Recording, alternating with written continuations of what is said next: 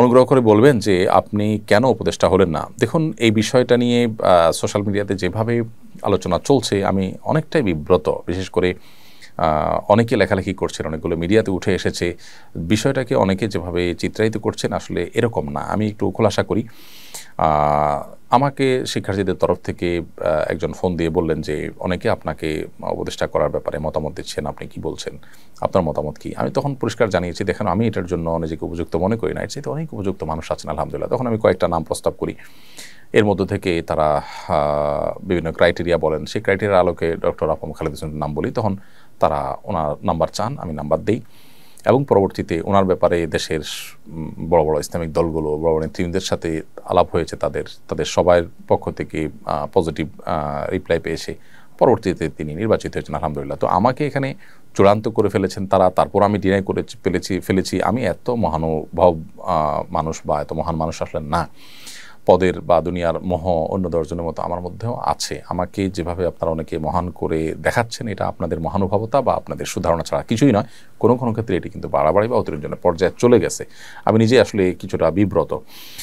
বিষয়টি আসলে জানাজানি হতো না, কিন্তু আলেমদের একটা ফোরামে এটা নিয়ে পরামর্শ হয়েছে। সেখান থেকে আসলে কেউ কেউ সোশ্যাল মিডিয়াতে লিখেছেন, সেখানে থাকা আলেমদের কেউ কেউ। আবার এটা যখন আমার সাথে ফোন আলাপ হয় তখন সামনে কয়েকজন ভাই ছিলেন, এখান থেকেও জানাজানি হয়েছে। তো বিষয়টা এরকম না যে আমাকে একেবারে পদ দিয়ে দেওয়া হয়েছে, আমি ইচ্ছাকৃত এটাকে ডিনাই করে দিয়েছি চূড়ান্ত হওয়ার পর। ব্যাপারটা এরকম না। আমাকে বলেছে তারা, আমি অপারগতা প্রকাশ করেছি, আরেকজনের কথা বলেছি। এই তো আমাকে যেরকম বলেছে এরকম আর হয়তো অনেক আলেমকে তারা বলেছেন, তারাও হয়তো একই কথা বলেছেন। বিধায় এখানে আমাকে আসলে মহান বানানোটা একটু বেশি হয়ে যাচ্ছে। আল্লাহ তাআলা আমাদেরকে হেফাজত করুন। চলমান পরিবর্তনকে সবাই অবিশ্বাস্য বলছেন, এত সহজেই পরিবর্তনের রহস্য কি বলে মনে করেন? দেখুন, আল্লাহ রাব্বুল আলামিন কোরআন কারীমে বলেছেন যে কুলিল্লাহুম্মা মালিকাল মুলক তুতিল মুলকা মান তাশা ওয়া তানজিউল মুলকা মিম্মান তাশা। আল্লাহ রাব্বুল আলামিন সকল রাজত্বের মালিক। তিনি যাকে ইচ্ছা তাকে রাজত্ব দেন, যার কাছ থেকে ইচ্ছা রাজত্ব ছিনিয়ে নেন। এবং এই যে হঠাৎ কিছু একটা ঘটে যেতে পারে, যিনি অসীম ক্ষমতাধর মনে করছেন নিজেকে, মুহূর্তের ভিতরে আল্লাহ তাআলা তাকে ভিখারি বানিয়ে দিতে পারেন। আবার একজন ভিখারি সাধারণ মানুষটাকে আল্লাহ তাআলা ক্ষমতার মস্তদে বসিয়ে দিতে পারেন।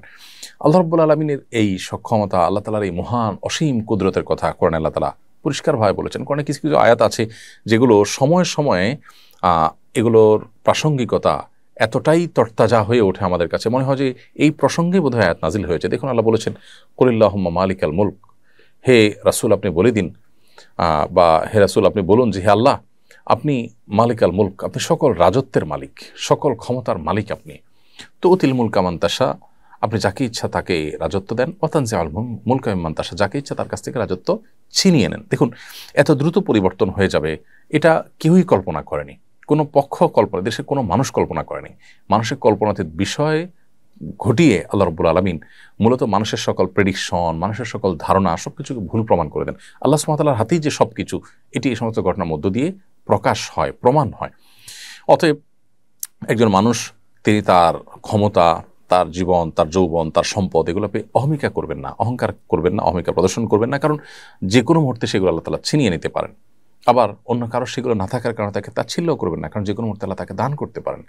এই শিক্ষাটা যদি আমাদের জীবনে ধারণ করতে পারতাম, তাহলে আমাদের জীবনটা অনেক সুন্দর হয়ে যেত, আমরা আল্লাহর খাস বান্দা হয়ে যেতে পারতাম। সেই সাথে এই যে হঠাৎ পরিবর্তন হয়ে গেল, রহস্য কি?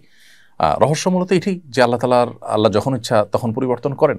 আমরা দেখি না যে অনেক মানুষ সুস্থ সবল স্বাভাবিক কোনো অসুবিধা নেই, হঠাৎ করে মারা গেলেন, আবার একেবারেই মরণাপন্ন একটা মানুষ বেঁচে গেলেন।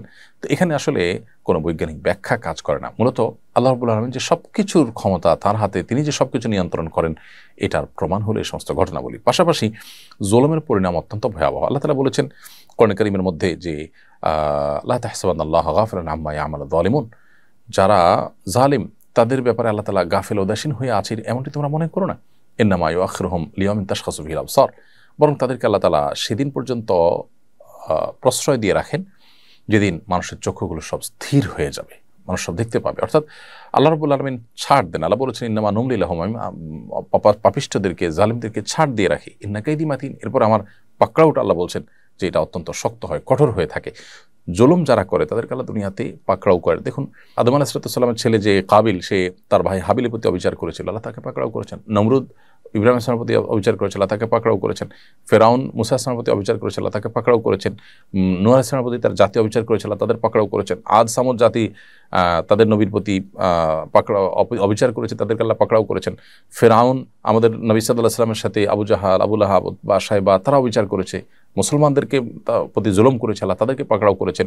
একসময় পৃথিবীর বড় বড় পরাশক্তিগুলো আমরা জানি তাতারিরা অনেকেই পৃথিবীতে একেবারে নিজেদেরকে অপরাজেয় শক্তি মনে করেছে, আল্লাহ তাআলা তাদের সবার দম্ভচূর্ণ করেছেন। সো জুলুমের পরিণতি অত্যন্ত পরিষ্কার। যারা জুলুম করে দুনিয়াতে কিছু অপরাধের শাস্তি নগদ দিয়ে থাকেন, জুলুম যারা করে তাদের এই জুলুমের শাস্তিও আল্লাহ তাআলা নগদ দিয়ে থাকেন। এটা এমন একটা শাস্তি যে নবী সাল্লাল্লাহু আলাইহি ওয়াসাল্লাম হাদিসে বলা হয়েছে যে আখিরাতের শাস্তির পাশাপাশি নগদ দুনিয়াতেই পরিণতি ভোগ করান সেই অপরাধগুলোর মধ্যে একটা হলো জুলুম। অতএব আমাদের ব্যক্তিগত পর্যায়ে আমরা যেন কারোর প্রতি জুলুম না করি, কোনোভাবে অবিচার না করি, কারো হক নষ্ট না করি। এই যে হঠাৎ করে পরিবর্তন আল্লাহর কুদরতের প্রকাশ এবং জুলুমের পরিণতি ভাবেই আকস্মিকভাবে চলে আসে। কোরআনে বিভিন্নভাবে আল্লাহ তাআলা বলেছেন যে তারা কি নিশ্চিন্ত হয়ে গেল যে হঠাৎ করে আল্লাহর আযাব তাদেরকে পাকড়াও করবে, আল্লাহর পাকড়াও এসে যাবে হঠাৎ করে, এই ব্যাপার মানুষ নিশ্চিন্ত হয়ে গেছে। পরিস্থিতি যেটা তৈরি হয়েছে সম্পূর্ণ আল্লাহ তাআলার ফয়সালা এখানে ছিল, আল্লাহ তাআলার সিদ্ধান্ত এখানে ছিল। অতএব সেই অনুপাতেই সব কিছু হয়েছে। একজন ইমানদারের এখান থেকে শিক্ষা গ্রহণ করার এবং সেখান থেকে নিজের ইমানকে বৃদ্ধি করবার যথেষ্ট উপাদান রয়েছে। নতুন সরকার আসার পর মানুষ অনেক বেশি উচ্ছ্বসিত দেখা যাচ্ছে। অনেকেই তো এটাকে আল্লাহর প্রদত্ত নিয়ামতও বলছেন। এগুলো কি বাড়াবাড়ি নয়? দেখুন, অতিরিক্ত উচ্ছ্বসিত হচ্ছে মানুষ, এটা পরিষ্কার। কেন এত উল্লাস, কেন এত উচ্ছ্বাস মানুষের মধ্যে, সেটা দেখতে হবে। ইতিমধ্যে গণতান্ত্রিকভাবে নির্বাচিত অনেকগুলো সরকার আমরা দেখেছি। আমাদের দেশের স্বাধীনতার পর যতগুলো সরকার এসেছে, গণতান্ত্রিকভাবে নির্বাচিত সরকার আসার পরও মানুষ এতটা উল্লসিত, অর্থাৎ নিজের ভোটটা দিয়ে মানুষ সরকারকে বসাতে পেরেছে, এরপরও মানুষকে এতটা উল্লসিত এবং এতটা আনন্দিত হতে দেখা যায়নি এবার যতটা আনন্দিত। কারণ কি? এর কারণ হলো বিগত 50 বছর ধরে স্বাধীনতার পর থেকে নানাভাবে সাধারণ মানুষ প্রতারিত হয়ে আসছে।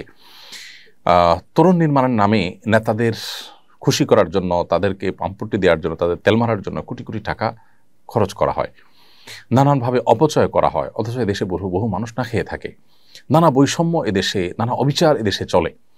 যার লিঙ্ক আছে, যিনি ক্ষমতাসীনদের সাথে ভালো সম্পর্ক রাখতে পারে তিনি অনেক ভালো থাকেন, আর যিনি রাখতে পারেন না তার অবস্থা একেবারে খারাপ থাকে। ঘুষ, দুর্নীতি, অপশাসন এটা মানুষকে অতিষ্ঠ করে তুলেছে। নানাভাবে মানুষ অন্যায় এবং অবিচারের শিকার। যেভাবে খুন, গুম, রাহাজানি, পুলিশের হয়রানি, কিছু হলেই মামলা ধরে নিয়ে যাওয়া, চাঁদাবাজি এবং অন্যায়ভাবে মিথ্যা মামলা দিয়ে হয়রানি করা, বিচার বিভাগে পর্যন্ত আপনার ন্যায় বিচার না পাওয়া, সেখানে পর্যন্ত আপনার নানাভাবে ইঞ্জিনিয়ারিং করে মানুষকে হয়রানি করা, এসব কারণে গোটা দেশের সমস্ত প্রতিষ্ঠানগুলোর প্রতি মানুষের আস্থা আসলে উঠে গেছে। এরকম ভয়াবহ পরিবেশে মানুষের একটা পরিবর্তন মানুষ চাচ্ছিল। কে করেছে, কারা করেছে, কি নামে করেছে, তার চেয়ে বড় কথা হলো মানুষ পরিবর্তন চাচ্ছিল। তরুণরা সেই চেষ্টা করেছে এবং তরুণদের একটা ন্যায্য দাবি ছিল এবং তাদের প্রতি মানুষের একটা আস্থা তৈরি হয়েছে যে তাদের কমিটমেন্ট ছিল, তারা খুবই কনফিডেন্ট ছিল, সেটা দেখে মানুষ আস্থা তৈরি হয়েছে। সবচেয়ে বড় কথা হলো যে মানুষ যখন দেয়ালে পিঠ থেকে যায় তখন আসলে খড়কুটা ধরে মানুষ বাঁচতে চায়, সেখানে তরুণরা তো যথেষ্ট আস্থার জায়গা তৈরি করতে পেরেছে। সো এই জন্য মানুষের মধ্যে অনেক উচ্ছ্বাস উল্লাস দেখা যায়। কিন্তু আমরা বাঙালি সবসময় হুজুগে, আমরা যখন খুশি হই তখন অনেক বেশি হয়ে যাই, যখন বেজার হই তখন অনেক বেশি বেজার হয়ে যাই। যাকে মাথায় তুলি তাকে মাথায় তুলে অনেক বেশি তুলে ফেলি, আবার যাকে ফেলে দেই তাকে একেবারে পায়ের নিচে ফেলে দেই। এটা আমাদের একটি সমস্যা বলতে পারেন। তো এই জন্য অতিরিক্ত বাড়াবাড়ির জায়গা থেকে আমরা এটাকে আল্লাহর নেয়ামত বা আল্লাহ প্রদত্ত ডাইরেক্ট এরকম কিছু বলছি। হয়তোবা আল্লাহ তাআলা এটা আমাদের প্রতি অনুগ্রহ করেছেন, সেজন্য দিয়েছেন, মাজলুমের প্রতি রহম করেছেন আল্লাহ তাআলা। আবার হয়তো এটা আমাদের জন্য নতুন কোনো ফাঁদ, কী যে হতে যাচ্ছে বা এটার পরিণতি কী দাঁড়াবে সেটা আসলে এই মুহূর্তে মন্তব্য করা কঠিন। তবে আমরা আশাতে করবো অবশ্যই ভালো কিছু আল্লাহ তাআলা যেন দান করেন আমাদেরকে। অতএব এই বাড়াবাড়িটা আমাদের করা যাবে না। বিগত 50 বছর ধরে মানুষ যে নিগৃহীত, মানুষের যে জীবনের নিরাপত্তা, মানুষের খাদ্যের নিরাপত্তা, মানুষের ন্যায় বিচার পৃথিবীর অন্যান্য দেশে যেরকম মানুষ পায় নিশ্চিন্তে, সেরকমটি বাংলাদেশে হয়নি। মানুষের খাদ্য, মানুষের পানীয়, মানুষের ঔষধ নিরাপদে কিনতে পারবে, ভেজালের কোনো টেনশন থাকবে না, এরকম বিষয় হয়নি। আপনি অন্যান্য দেশগুলো যেগুলো আছে, আমাদের এশিয়ার যে মধ্য এশিয়ার যে সমস্ত বা দক্ষিণ এশিয়ার যে সমস্ত দেশগুলো আছে, এই দেশগুলোতে আপনি দেখবেন যে এই বিষয়গুলো নিশ্চিত করা হয়েছে। এমনকি অর্থনৈতিকভাবে আমাদের পর্যায়ের অনেক দেশ আছে যে দেশগুলোতে খাদ্যে ভেজাল দেওয়া, পানিটা নিরাপদ, আপনার পানিতে ঝামেলা থাকা বা অস্বাস্থ্যকর পানি, তারপরে ওষুধে ভেজাল, এগুলো মানুষ কল্পনা করতে পারে না। ন্যায় বিচার সেখানে আছে, প্রতিষ্ঠা করা হয়েছে, আমাদের এই দেশটিকে নানাভাবে নিজেদের স্বার্থের জন্য প্রতিষ্ঠানগুলো ধ্বংস করে এমনভাবে শেষ করা হয়েছে যে মানুষ আসলে আল্লাহর কাছে ফরিয়াদ করছে রীতিমতো। সো এই নতুন যে সরকার আসলো, এ আসার পর মানুষের প্রত্যাশাও সেজন্য অনেক বেড়েছে, মানুষের উল্লাস অনেক বেশি। তবে উল্লাস না করে আল্লাহর কাছে শুকর আদায় করা উচিত, আমাদের অহংকার করা উচিত নয়। কারণ অহংকারকে আল্লাহ তাআলা একেবারেই পছন্দ করেন না, অহংকার পরিণাম ভালো হয় না। আমরা বিগত সরকারের অহংকারের পরিণতি আমরা দেখেছি। সো অহংকার যেন আমাদের মধ্যে না আসে। সাধারণ মানুষ এবং যারা ক্ষমতায় এসেছেন তাদের সবাইকে বিনয়ী হতে হবে, আল্লাহ শুকরিয়া আদায় করতে হবে, আল্লাহমুখী হতে হবে।